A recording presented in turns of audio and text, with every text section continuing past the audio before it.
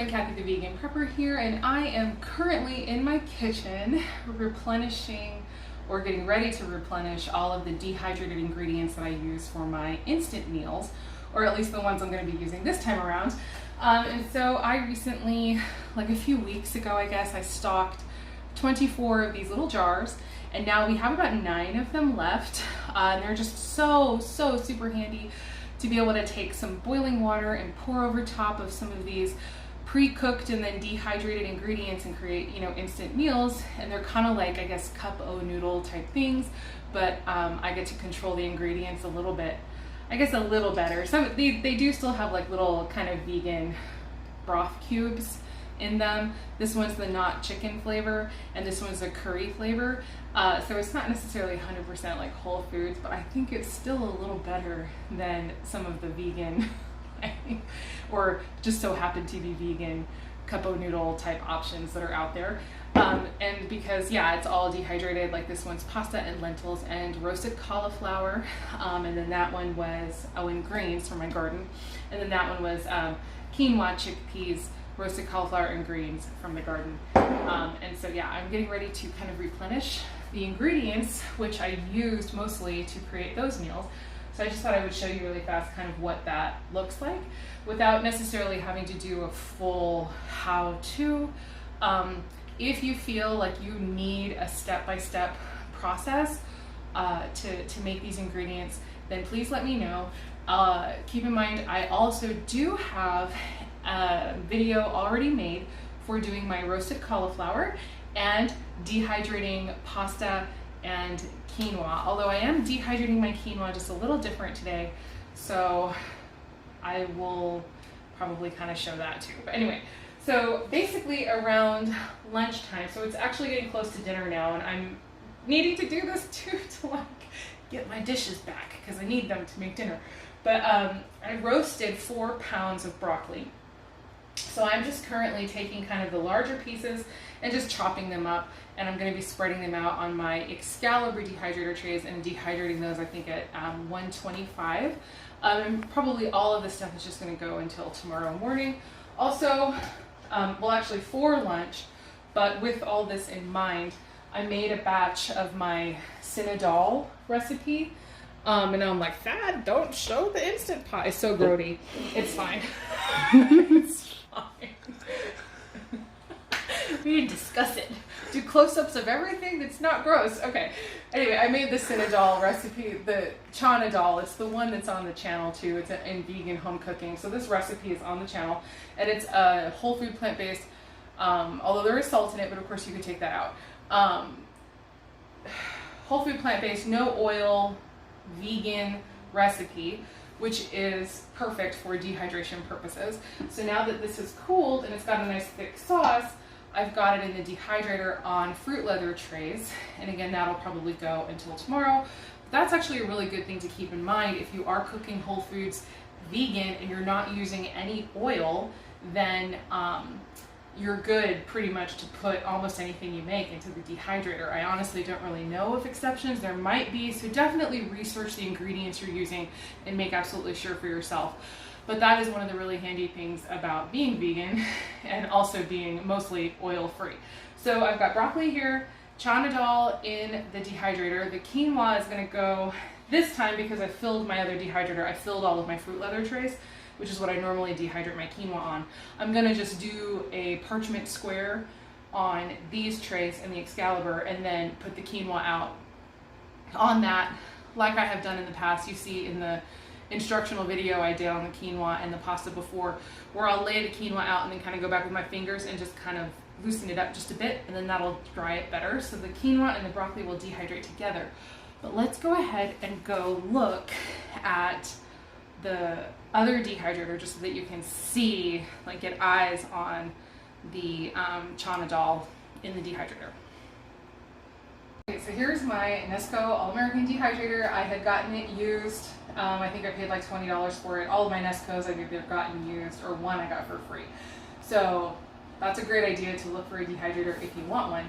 And then you can still find replacement like trays and fruit leather trays and all of that. They're readily available on Amazon.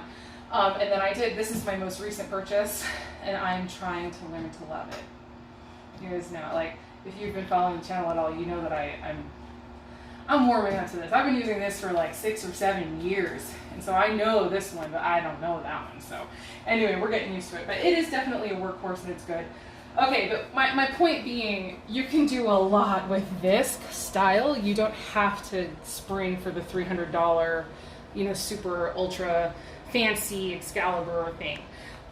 Like all of the stuff I've ever done has been in one of these, and even a lot of the stuff I still do, like I said, because I don't know that one yet. So anyway, okay, so I was just going to show you. So now this just went in. Obviously it's really loud with the dehydrator. So what I have noticed is it takes about 2 cups of whatever like liquidy thing to fill the fruit leather tray. So that's what's on here is 2 cups. And so then I have 5 trays that are loaded with 2 cups of the chana dal, so it's a total of 10 cups. And then in between each of the chana dal trays is a pasta. So we've got brown rice pasta and chana dal going at 125 right now in the Nesco dehydrator, and it'll probably be that way for all night. Then I'm gonna get the Excalibur loaded up with my quinoa and my chopped broccoli, and I will show you guys what all of that looks like when it comes out tomorrow.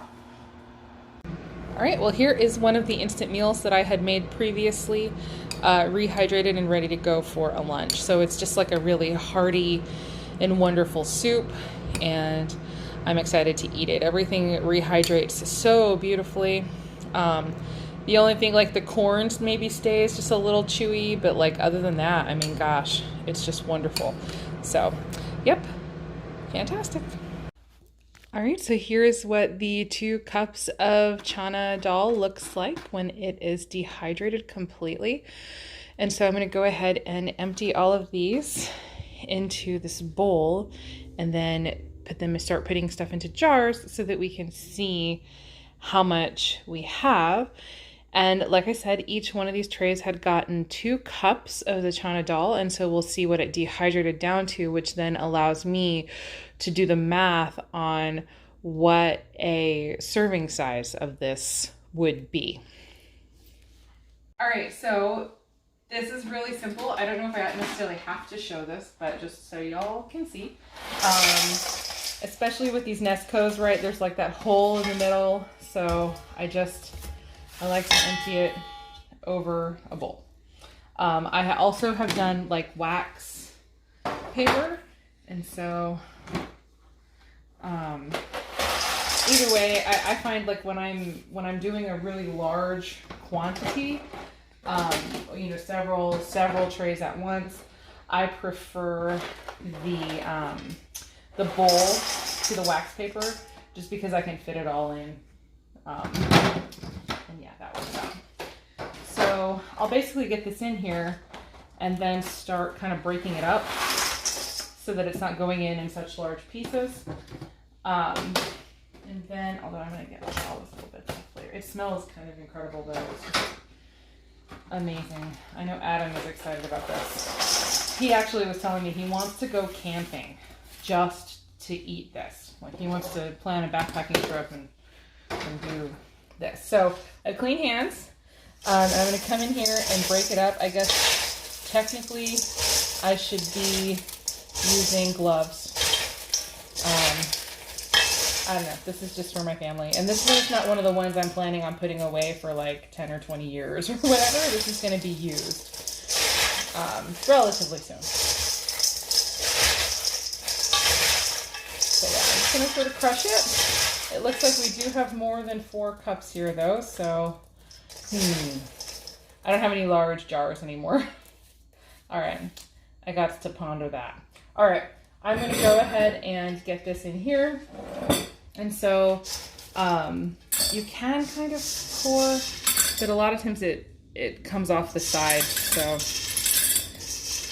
just sort of do it like that.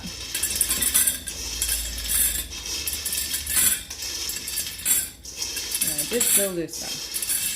But I always mention it every time. Step number 1 is always clean the counter before you do anything like this. And in that way,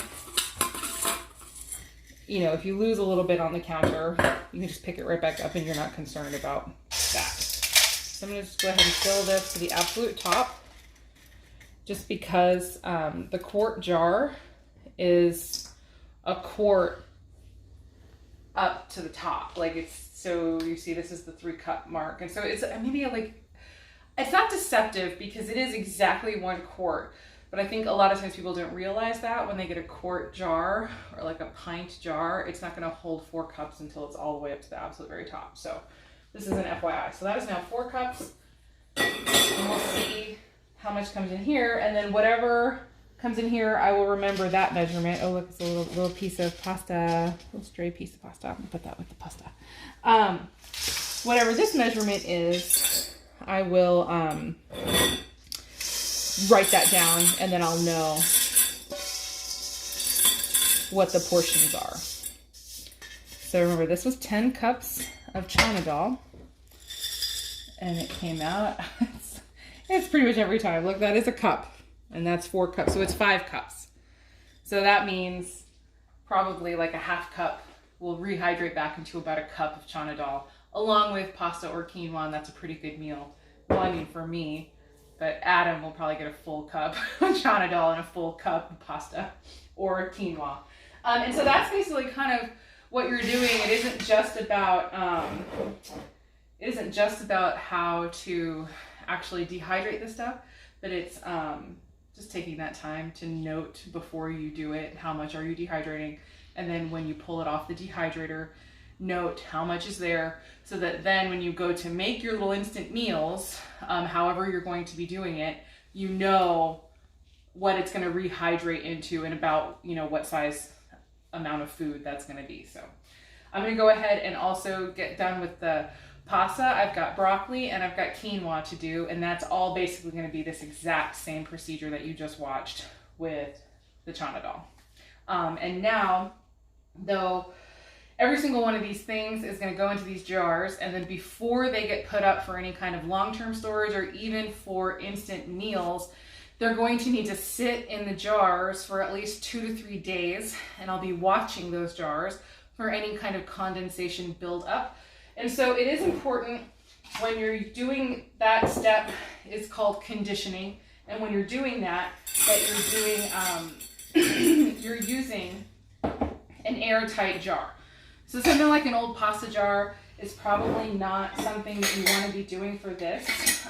You want to be able to have your airtight seal so that you know for sure that this is all contained in here, and condensation will begin to form if there's moisture. If that happens, then it needs to go back into the dehydrator until it passes that conditioning test. Because the last thing on earth that you want to do is put away slightly wet dehydrated goods, because that, you know, that way lies botulism. Okay, that's how you could potentially grow botulism, especially if you're going to be storing it in an oxygen-free environment. So it just needs to pass that conditioning test, as long as you're not seeing any condensation. And I mean, there is no way that this is gonna do that, because I actually left this in the dehydrator for 2 days because I got busy and I didn't get to it. But I'm still gonna do the conditioning test and watch for that condensation to form on the inside of that jar to let me know whether or not there's moisture in there. So that's gonna happen for every single thing I'm pulling off, and then as soon as all of that stuff is in jars, I have to go try to find some jars. But anyway, as soon as all of that stuff is in jars, I'll show you what all I got. And then I'll make another video at another time showing putting it together for instant meals, because it needs to condition. So. Okay, so here are the results. So you guys already saw that I got 5 cups of chana dal from 10 cups originally. The fusilli pasta, it was 6 cups when it was dry, and then I cooked it, and now it's still 6 cups after it's dehydrated. That seems to be pretty typical. Pasta almost always stays like the same size as it was when it was dry, and that's 6 cups was a full pound of pasta. Most pastas do tend to be about 6 cups per pound. The penne shape, though, did give a little, you know, just to prove me wrong. The penne shape, I used 1.5 pounds of the penne pasta, and it was 9 cups dry, and it dehydrated down to 8.5 cups. And that didn't fit in the 2-quart jar, so there's like a little extra right here. And so yeah, it just had to, right? It just had to prove me wrong. And then I also did 11.5 cups of cooked quinoa, and that dehydrated down to 3 3/4 cup dry. So it's even smaller than it was when it was originally dry. And I might have already talked about that in another take. I don't know if it made it to the video, but there's certain like beans and quinoa, I'm noticing that after it's cooked and dehydrated, it's actually even smaller dehydrated than it was in its original dry form. So it takes up, yeah, like even less space. That's pretty cool. So good to know, right? And then the star of the show is always the way the veggies turn out. This was a full giant 4-pound bag of broccoli, which I got from Costco. And honestly, I just needed room in my freezer, but I also did need some veggies for the next round of instant meals. So I dehydrated that, and 4 entire pounds of frozen broccoli went down to 3.5 cups. So that's an entire pound of frozen broccoli in less than a cup of volume now for the stash and for some instant meals. And so she's looking. So that's like insane. That's fantastic. So this right here is another one of the reasons why I say, especially if you have an incredibly small space, like an apartment or something, dehydration, I think, is the way to go. And after it is finished conditioning, it's going to go into, well, these are destined for instant meals. But if I was putting them up for more long-term storage, they would be going into Mylar bags with oxygen absorbers. They get shrunk down even more. So the sheer volume of food, the sheer volume of nutrients, still iron, protein, everything still contained in the broccoli, is just, it's unreal. So yeah, that's a hugely amazing solution for anybody who has an extremely small space. And like, I perceive myself as having a small space, but I know that there are people who are like, oh my gosh, I wish I had as much space as you have. So it's all relative. I'm seeing my pantry, the fact that I am needing, in order to store my food, I'm needing to turn one of the bedrooms in our house into a pantry. And thank God I do have a bedroom to turn into our house. But our house is not, you know, a massive house by any means. I am trying to remember, it's about a 1,200 square foot house. And so it's really not that big compared to what a lot of people have. My pantry is very small. And yeah, we've just done a lot of really creative things in the house to maximize that space. So anyway, that's it for that. So all of this, like I said, is going to do its conditioning for the next 2 or 3 days, and then it's going to go into instant meals. I do have an instant meal video, which I filmed, but it ended up being about 27 minutes long, and I need to cut that back. It doesn't need to be that long. So I will be filming, when I put these together as instant meals, I will be filming that and showing you the process at that time. But who knows when that's going to get released. So, because it takes a long time to edit them. And even as simple as my videos are, it takes a really long time to edit them. So to get you started, I will let you know what I like to do for flavoring as a super easy thing. Like, you don't have to think about the flavors or whatever too much. I love using some of these broth cubes. They're from Edward & Sons. These are vegan. There's also a beef flavor, which is really good. So this is the not chicken or a not beef flavor. And then the yellow curry is kind of a recent discovery, which I love so much. This is so good. So it's got like ginger and garlic. It's very flavorful. And so each one of these is, they're actually really high in sodium. For like a pint-sized instant meal, which you'd fill the jar half full with your ingredients so that you can fill your water to the top and then let it rehydrate like a cup of noodles.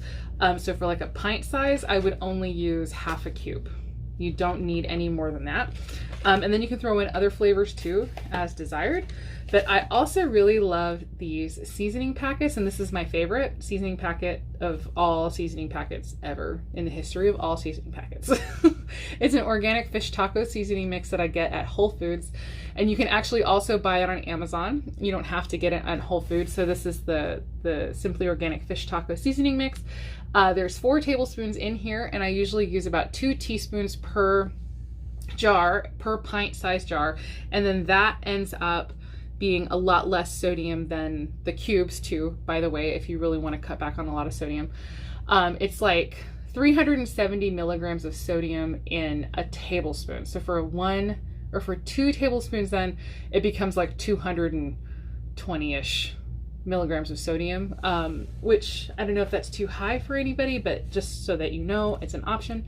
So then you would get 6 pint-sized instant meals out of a seasoning packet if you're using 2 teaspoons at a time. But anyway, those are just some ideas to get you started with the instant meals, and this is just something that I'm really passionate about. I can't wait to be putting up long-term storage too of these guys, and as I'm tweaking it and figuring out how to get it really good, I will be probably putting together instant meals, which I'll throw into the Mylar bags or whatever, but then not adding any of these flavorings and having those be kind of a separate stash in with the instant meals, so that, because these are the things that are going to last. Like this is going to last like 20 years. The broccoli too, it could last like 20 years in the right conditions. These, you know, not so much, honestly. I know that dry bouillon cubes are like a forever food, but I don't think that this qualifies. So this is one of those things where I'd be able to very easily replace these things, or, you know, cycle through them, and then put fresh in, if I was, you know, having some really long-term storage. I've got these 13-gallon totes here, and my other plan now, kind of working towards a new plan, is to fill at least 2 of them with either instant meals or, you know, larger bags of dehydrated ingredients, so that they can be ready to go. So if we ever for some reason have to evacuate, I don't know what reason we would need to evacuate for. I guess you never know until you know, right? But it isn't like we live in an area that has wildfires. We don't really have flooding. We don't really have that stuff. But, you know, the more people move here, the more nervous I get about things, and it starts to feel a little less secure the longer things go. I live in the valley, in the Phoenix Valley. We've lived here for about 30 years, and the population has just like skyrocketed, and I just get a little more nervous, and I don't even know what the situation would be, but there's just this thing inside of me that says we got to be ready to be able to just grab and go if it ever came to that. I want to have at least 1 or 2 weeks of food in a dehydrated form, like instant form, that we can go, along with this amount of water that we would need for that amount of time to be able to just like grab and go, load everything up in the truck and then just leave. So we're going to have kind of a station put together, like a go station, and that's going to be separate from the other food. So anyway, that's kind of like in the works, but that's kind of like some ideas of what you might end up using something like this for, and definitely bug out bag foods and things like that. So anyway, we'll be definitely covering a lot more of that as we get closer to actually realizing those goals. But yeah, thank you so much for watching and supporting us in the baby stages of our channel. You have no idea how much it means to Adam and to me. Even though I am typically the one responding to most of the comments, Adam is reading them too, and he's interacting and enjoying it. You guys have no idea what you have done for our hearts. Like, we've just cleared 1,500 subscribers. It's so incredible. So thank you for that. And yeah, please like and subscribe if you would like to, and see more content from us.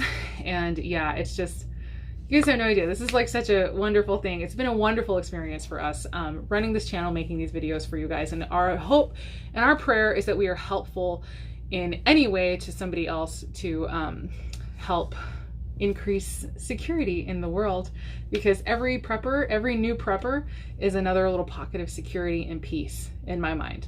That's one less person who's going to be panic buying and, you know, I don't know, panicking when things happen. Like, you're just prepared, so then you don't panic. So anyway, that's kind of our mission in life, and then especially to offer information on how to do it in a vegan, plant-based way. So anyway, also stay tuned. The very next video I'm going to film, actually right now, is a video discussing the pros and cons of canning and dehydrating as vegan. So this is my home canned goods for right now, and then sort of talking about dehydration versus canning and all of that stuff. So anyway, as always, even though I'm a prepping channel, I really do hope that the rest of your day is good and your life stays wonderful. Thank you so much for watching. Again, it just means the world to us. See you guys later. Bye.